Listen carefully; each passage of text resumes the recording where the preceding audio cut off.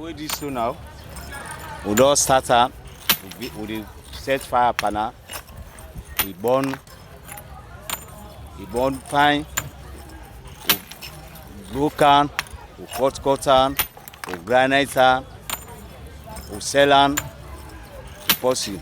Like we work now. This is now for community. Understanding urban livelihoods in Freetown's informal settlements.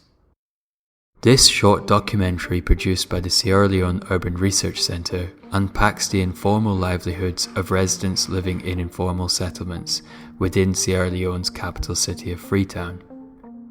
We also explore the flows of goods and services, functions of the actors involved, degrees of power and relationships by looking in depth at key livelihoods within Freetown as part of a value chain system.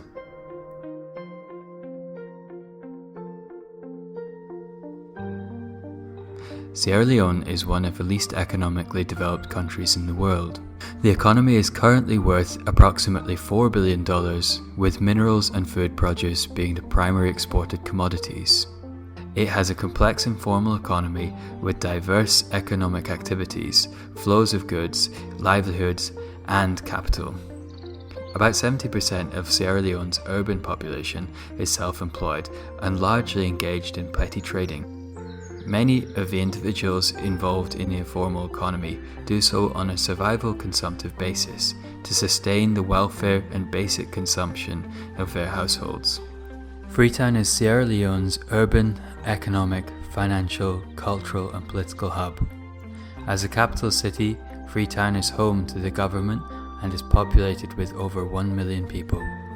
From 2004 to 2015, the population of the city increased by 4.3%. This sustained urban growth has put a strain on the city's services and basic functions. This growth has had an impact on the city's economy and in many cases has led to a labour surplus. It is not known how much impact this labour surplus has had on existing livelihoods of informal areas in the wider city economy. While there is no data on the proportion of Freetown's economy that is informal, Sierra Leone more generally has an informal sector that accounts for 70% of the workforce. The majority of inhabitants living in the informal settlements also work within the informal labour market. The traditional industries of Freetown revolve largely around its harbour, which is one of the world's deepest estuarine harbours. With livelihoods in informal settlements, it's important to look at the big picture. We need to explore the occupations of individuals as a web of interconnected interactions between people, goods, services and activities. To get the whole picture, we can analyse livelihoods as a value chain. A value chain is the full range of activities needed to create a product or service and is comprised of the steps that are involved in bringing the product from conception to distribution and everything in between. This could describe procuring raw materials, manufacturing functions, and marketing activities. The stone quarrying value chain in Moiba. Moiba is situated in the hilly area of the eastern side of Freetown, 5 kilometers from the city centre. According to the last census in 2015, the settlement has over 37,000 residents, of which half are young people. The settlement was established in 1919 as a farming community until 1966, when the stone quarry was established for construction of major industrial projects in Freetown, such as the main trunk roads, Congo Cross Bridge, the National Stadium and the UE building. Income levels in Moiba are generally low. The majority of the residents derive their livelihoods from stone quarrying, self-employment or small business enterprises. Stone quarrying has become a major source of livelihoods for families in Moiba since the collapse of mechanised stone quarrying in 2002, as well as increased rural to urban migration during the civil conflicts. That, as well as the open access nature of the quarrying site, have allowed this to happen. Rock extractors and breakers may at times sell directly to local builders or households involved in self-construction at a higher price rather than using middlemen and contractors. This means that the connections between nodes in the stone quarrying chain are not arranged in a standard form or linear structure. Rock extractors trading with builders and landowners directly and avoiding contractors is a good example of a situation where nodes are bypassed as a result of direct local demand. Rock extractors trading with builders and landowners directly and avoiding middlemen or contractors is a good example of a situation where nodes are bypassed as a result of direct local demand.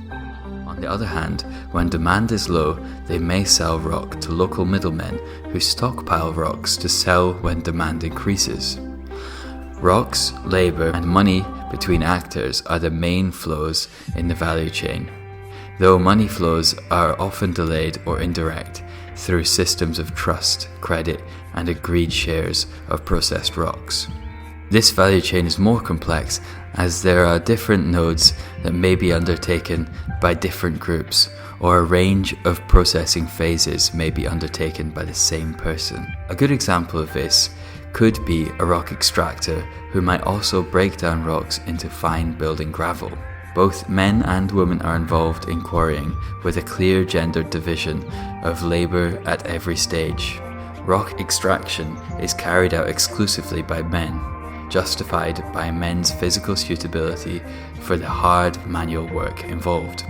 Women and children are involved lower down the value chain, often breaking smaller rocks and sometimes petty buying, though generally only in collaboration with male partners. While mining activities are non-licensed, they are somewhat regulated by the authorities. There are some occupational associations that manage disputes and that have set up mutual welfare societies. Some police-enforced bylaws also exist in this value chain.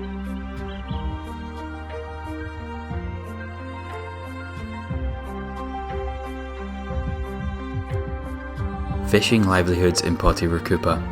Potirukupa is located near a beach in a small bay surrounded by a cliff in the eastern part of Freetown, about 10 kilometers from the city centre.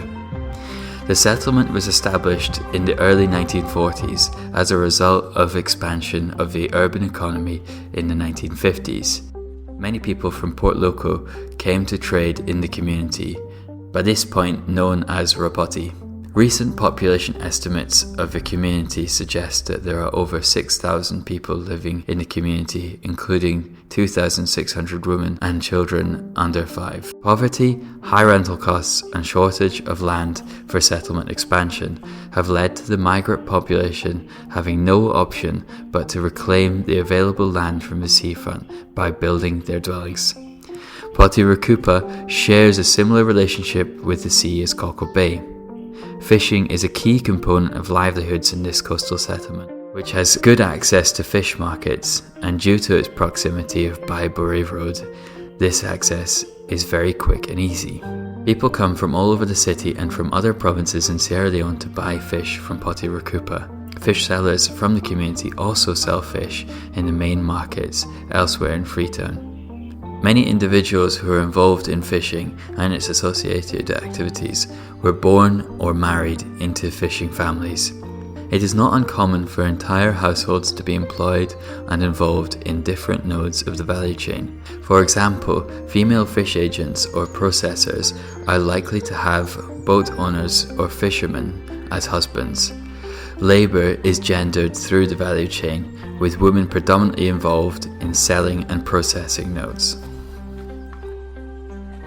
In Sierra Leone, the Ministry of Fisheries and Marine Resources has sole jurisdiction over managing and conserving fishery resources. However, governance of fishing and granting licenses is split between central government for larger boats, which are classified as semi-industrial, and local councils for smaller artisanal boats. Some years ago, the government created a requirement for fishermen to take microfine nets, which frequently caught juvenile fish, out of use. There have also been new safety requirements for fishermen and a designated marine reserve created near the Bay of Potirukupa to support fish breeding. These have been variably enforced and shaped the livelihoods in Potirukupa. So what can we learn from Freetown's informal economy? Are there any patterns or themes which have emerged? One take-home is that livelihood systems in informal settlements are structured value chains, with complex organisational relationships that have developed and evolved over time and space. These livelihood systems involve highly labour-intensive production processes that offer fundamental social functions which support the well-being of expanding urban populations. There is also a mixed gender participation with distinctively male and female activities and nodes. An example shown earlier was that men do not engage in cockle picking and women only engage in sand mining for household use, but not for sale. In livelihood systems which involve both women and men, overall, fishing and quarrying, many stages are characterized by clear gender division of labor. The rationale for sex segregation is influenced by the physical strength of the individual. For example, stone quarrying, men are engaged in almost all the strenuous activities, whereas women and children generally tend to crack the boulders. The ability of labor power is in this case an asset. Women tend to work in stages which are characterized as less strenuous than those that combine household care and income generating work, but also less profitable sectors as less profitable stages of a chain. Women occupying more powerful and lucrative roles normally have family members with influential roles in the sector. For example, women fish agents are often related to fishermen or boat owners. This suggests that men have more options to engage in more profitable activities. This general division of labour has caused variation in financial outcomes realised by those involved in livelihood sector value chains. In Moiba and Potirukupa, all the livelihood value chains are based on the exploitation of finite natural resources, which are already under stress because of increased demand due to the city's growth. As a result, these livelihood systems have little room for expansion, with the possible exception of fishing, as it has the ability to be transported and mobile. So what are some of the conclusions and policy recommendations which we have? The livelihood activities of informal settlement residents make an important contribution to the settlements and the wider city economy. The sectors provide livelihoods for the well-being of a large number of people with limited capital, while contributing to the key sectors of the city economy. These are based on trusted relationships cultivated over long periods of time and through informal institutions. The latter regulate local economic activities by filling a governance gap left by city and central government authorities. These sectors function as an employment of last resort option for most people. Therefore, they help compensate for a lack of social protection services from the state. However, some of them contribute to environmental degradation, and workers may be subject to exploitative conditions. They also have very little potential for expansion due to their dependency on limited natural resources. However, any disruption to these sectors may affect supply of key goods to the city and cut the livelihood and social protection to a large number of people. Therefore, similar labour-intensive alternative livelihoods need to be put in place before pushing people away from livelihoods which are not sustainable in the long term. Otherwise, there may be increasing unemployment, poverty, and potential social conflict. The Agenda for Prosperity 2012 to 2018 acknowledges the importance of activities of informal settlements and calls for improving working conditions and social protection, particularly for informal businesses operated by women. It is important that national policy and regulatory interventions in these sectors should be carefully considered for all stakeholders to ensure that the most vulnerable are not adversely affected by proposed changes. Most NGO support focuses on an individual, often promoting micro-enterprises through capacity building, credit, or equipment. This makes a crucial contribution, but misses strategic settlement and city-scale interventions.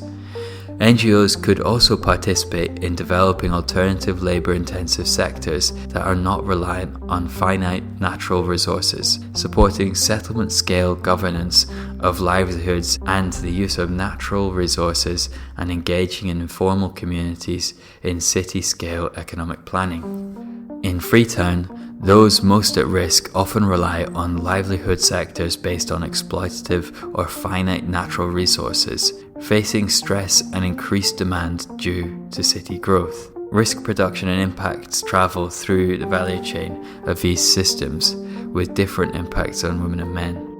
This calls for an in-depth interrogation of how different livelihood systems affect and are affected by risk accumulation. So what are some of the key messages? The labour-intensive livelihood system of informal settlement residents contribute to their well-being and provide economic contribution to the city, allowing for formal economic activities to be viable.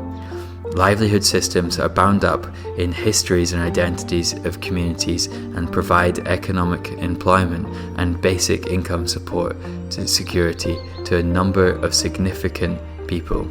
Thank you for listening to this short discussion about livelihood activities in Freetown. This discussion was based on a report about urban livelihoods in Freetown's informal settlements by Braima, Koroma, Andrea Rigon, Sudie Austina Sellu, and Julian Walker in 2018. For more information, please visit the SLURC website at www.slurc.org.uk. I was your host today, Charles Wright.